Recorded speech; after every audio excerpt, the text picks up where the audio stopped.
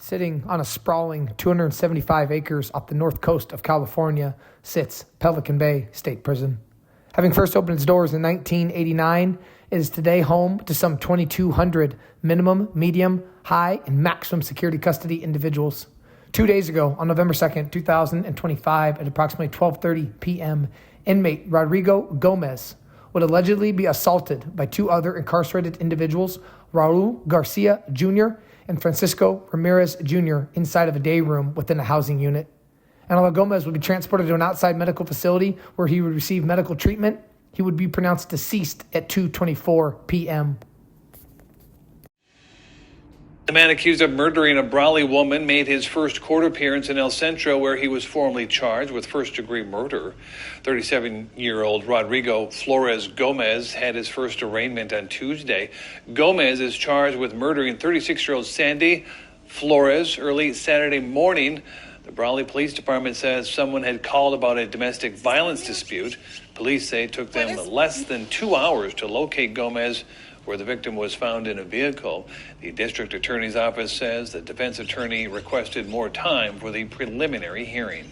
Being charged right now with 4 counts, one of them being a PC 187A, which is first degree murder, premeditated murder, and then he's also charged with 3 child abuse cases as well, so a total of 4 charges. Gomez is being held at the Imperial County Jail with no bond, and his next court date will be on May 7th. Sandy's family wrote on their GoFundMe page, quote, "Sandy was a wonderful mother and daughter. She leaves behind her 16-year-old daughter, 5-year-old son, and her 8-month-old son." To find out how to help the victim's family, you can find that GoFundMe page on our website at kyma.com.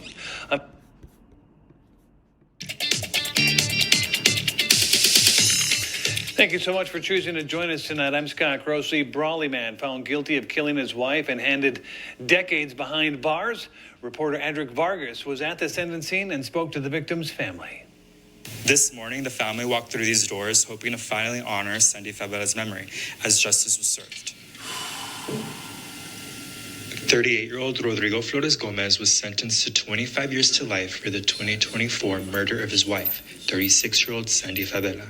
During the sentencing, Favela's family was filled with emotion, leading the victim's brother to take the stand to talk about the loss of his sister. Mostly relieved that it's over with. I don't think that anything will fix or heal the damage that was done. The family says the damage done was not only to them, but to everyone in Brawley. The damage that he did was to a member of the community. She was a part of the community. She was part of a school where she worked, and he hurt everybody when he hurt her. Gomez attacked and killed his wife while their children slept, then left her lifeless body in a car at a local park. When given the opportunity to address the courtroom, Gomez said yes and asked for a minute. Then he stood up to stretch and took a couple deep breaths before sitting down to say, I lost stuff to say right now, but I'd like to remain wise and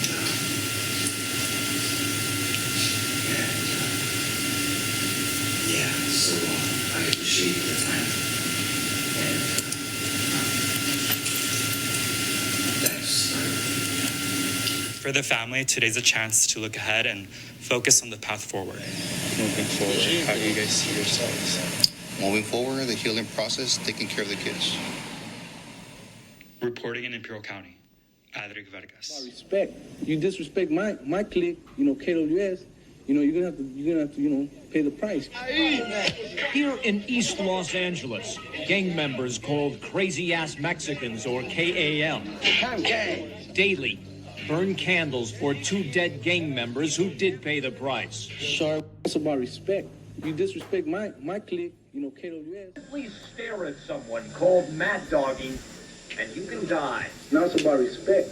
You disrespect my clique, KWS, you're gonna have to, pay the price. Here in Boyle Heights, gang members called Crazy-Ass Mexicans, or KAM, daily burn candles for 2 dead gang members who did pay the price. Sorry, respect. One shot for being in the wrong neighborhood, the other in a dispute over a girl. Both respect issues. They took my homeboy out. They didn't sign up. They disrespected on him. And here in the heart of the KAM hood, a strange car pulls up, and a rival armed with a spray can bolts down the sidewalk to cross out KAM graffiti. KAM bullets greet what is considered a blatant act of disrespect. No one could just come in here and just cross his eye and just walk away alive. That he lucky homeboy, that homeboy was lucky he didn't see him dead in the corner, man. He would have been dead in the corner. Good. The simple act of crossing out graffiti can mean death. That's the total sign of disrespect. There's got to be some payback for that. Gang counselor Jose Gallegos says older homeboys indoctrinate those coming up. They tell them that you never let anybody disrespect you. It's embedded in them, and it's constantly being told that you uphold this no matter what, that you have to kill for it. What's going on, you guys? Welcome back. Another episode of Green Lit Gang TV. Hope y'all having a blessed day. Really quick, before we jump into it, if you would, please like, subscribe, and leave a comment. We are closing in on 25,000 subscribers. Should be any day now. So again, big thank you to everyone who's continued to support the channel. I have got another kind of a breaking story. Probably not breaking, right? But 2 days old. Another CDCR murder out of Pelican Bay State Prison. That is big number 95 for Jeff McCumber. If you don't know who Jeff McCumber is, he is the head of the CDCR, basically the secretary that oversees everything, right? He's kind of the face of this, what I would say is a debacle that has gone on within the California Department of Corrections and Rehabilitation for years now. And this is just another example of that. We have an inmate that was attacked by two other inmates. First, we're going to be reading from the CDCR's website, their main page on the press release regarding the incident. I got some really good background information on the victim and one of his alleged attackers. And yeah, let's jump right into it here. California Department of Corrections and Rehabilitation officials are investigating the November 2nd, 2025 death of an incarcerated person at Pelican Bay State Prison as a homicide. At approximately 12:30 p.m., Rodrigo Gomez was allegedly assaulted by incarcerated persons Raul Garcia Jr. and Francisco Ramirez Jr. inside of a day room within a housing unit. Staff quickly stopped the incident with verbal orders, immediately summoned facility medical assistance for Gomez, and activated 911. Gomez would be transported by ambulance to an outside medical facility. Despite extensive efforts by the medical staff, Gomez succumbed to his injuries and was pronounced deceased at 2:24 p.m. by the Del Norte County coroner. No staff or additional incarcerated individuals were injured, and of course, they found improvised weapons at the scene. Garcia and Ramirez were, of course, placed in restricted housing. That probably won't last long. They'll be right back out doing what they do any day now. Our victim, Rodrigo Gomez, 38, was received from Imperial County on August 27th, 2025. Yes, he'd only been in there a couple months. Sentenced to life with a possibility of parole for first-degree murder and to 4 years for escape from a county jail or prison with force to be served consecutive to the life with parole sentence. Garcia, 37, was received, excuse me, Raul Garcia Jr., I want to make sure I say the whole name, 37, was received from Los Angeles County on September 5th, 2008, sentenced to life with a possibility of parole for first-degree murder. And Francisco Ramirez Jr., 42, was most recently received from Los Angeles County as well on September 23rd, 2010, sentenced to life without parole for first-degree murder. So 3 guys, 3 murder convictions, some doing life without, some doing life with, but regardless, they all had the murder convictions under their belt. The 2 alleged attackers had been down for a significantly longer time. I had to double read that when I heard about the victim. He'd only been in there since August 27th, 2025. That is a short amount of time. Something must have happened. That's all I can say. Something must have happened. He did get convicted of killing his wife. I don't know if that's why. It also did mention in at least a couple of press releases that he was charged with child abuse. But when I read through and watched more of it, it just talks about how he killed her, which is awful. Don't get me wrong, he killed her in front of the children, but it doesn't say that he did anything to the children, just that he committed this horrible, violent act, basically within their presence. I don't know if that's what's got him killed, or maybe something on the street. I don't know if he picked up a drug debt that fast, but regardless, something kicked off, and just is what it is. Really quick, I played you guys Rodrigo Gomez again. He's our victim in this case. I played you guys the news stories regarding the murder of his wife. She seems like a very beloved member of the community. And, Sandy Fabella, that one, news video, they're interviewing her brother. just very sad all the way around. It seemed like she was a great member of the community. We're going to really quickly read from the day of his sentencing, which was August 22nd, 2025. Not that long ago. We're talking just a few months ago. The Brawley man, found guilty of murdering his wife, was handed decades behind bars Friday. Sorry, guys. 38-year-old Rodrigo Flores Gomez was sentenced to 25 to life in prison for the 2024 murder of his wife, 36-year-old Sandy Fabella. According to the Imperial County District Attorney's Office, Gomez strangled Fabella inside their home in Brawley last April. During the sentencing, Fabella's family was filled with emotion, leading the victim's brother to take the stand to talk about the loss of his sister. The family said the damage was done not only to them, but to the entire community. Really sad case when you watch that whole thing. They put her picture up. They raised a lot of money on that GoFundMe. I put her picture up there with how much money they raised. That's really good for her family. Okay, so wasn't able to get a lot of information on Garcia, but I was able to get a good information on Francisco Ramirez Jr. He was a member of CAM, or the Crazy Ass Mexicans, and I thought their story was really interesting. I have not covered anybody that's been a crazy ass Mexican. They're basically in the Boyle Heights territory, East LA. They started as a tagging crew and really carved out their own clique and gang and went up against some of the big dogs like Big Hazards, State Street, Gage Maravilla, White Fence, that goes back. White Fence has been around. I think they're one of the very first gangs ever in that area. And Boyle Heights, Ramona Gardens, that entire area, that was a very historically significant area for gangs. And they were able to not only establish themselves, but they remain active. They have good leadership intact. I'm going to really quickly read from an article about a gang interventionist and a reporter. They were driving around. It just kind of breaks down CAM's impact on the community, how they came up, and how they continue to survive. So this is out of that article. For an hour on a recent Tuesday afternoon, a Dodge Journey SUV crisscrossed the territories of Tiny Boys, Big Hazard, State Street, Gage Maravilla, White Fence, and other local gangs in Boyle Heights, a dense neighborhood east of downtown LA. Johnny Torres, the driver, has been a paid gang intervention worker in the area for more than a dozen years, and a volunteer interventionist for 10 years before that. He pointed out how compact and dense the area really was. One side of the street could belong to one gang, the other to another. He explained the difference between relatively new tagging crews and established gangs that go back generations. The crews began in the 80s in Los Angeles as small, haphazard groups who just wanted to lay down graffiti on walls, signs, and any other clean surface they could find. But now they are connected to gangs as kind of a minor league. If somebody in a crew stood out, especially if they had done enough violent work for the gang, they just might be invited to join. The nation is not pretty. New members have to be, quote, jumped in, usually a 13-second beating at the hands of a couple of card-carrying members. Because remember, Garcia and Ramirez, they're both Surenos, they're both southsiders, right?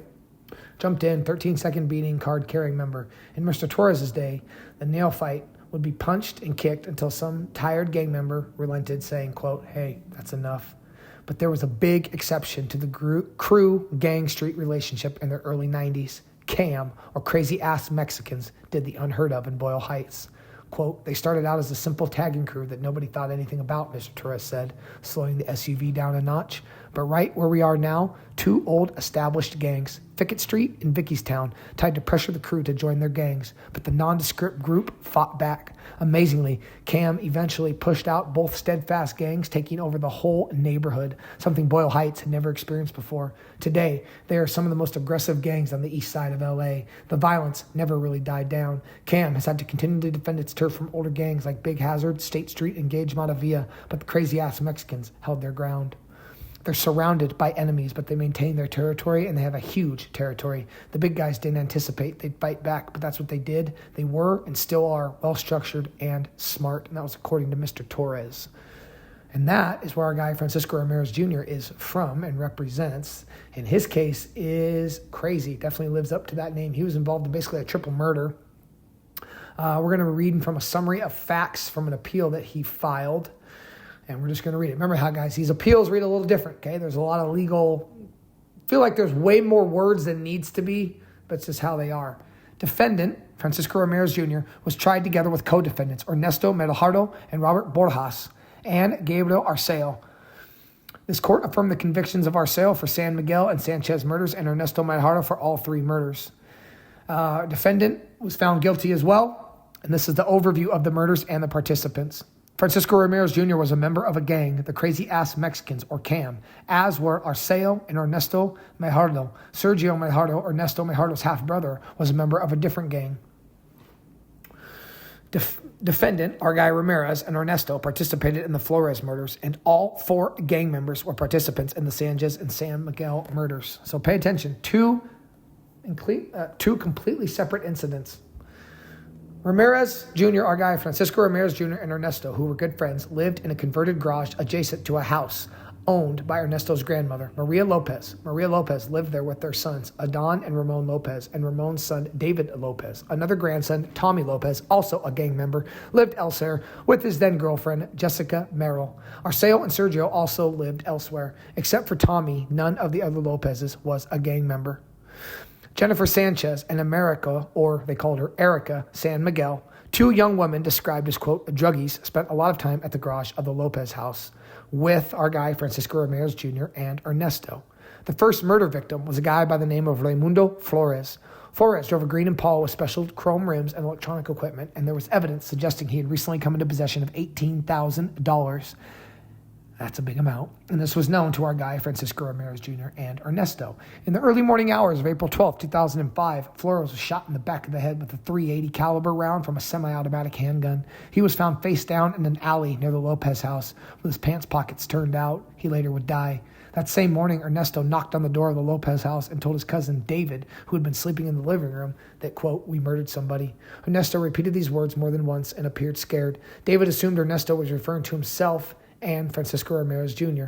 A few hours later, when he got up to go to work, David saw a green car with nice rims in the driveway covered with sheets and recognized the green Impala as belonging to Flores. The next day, defendant and Ernesto took the rims off the car, replaced the tires with spare tires, and took televisions and other electronic equipment from the car. So they're trying to make the car look different. During this time, Ernesto told David that the car belonged to Flores and that they had killed Raimundo Flores.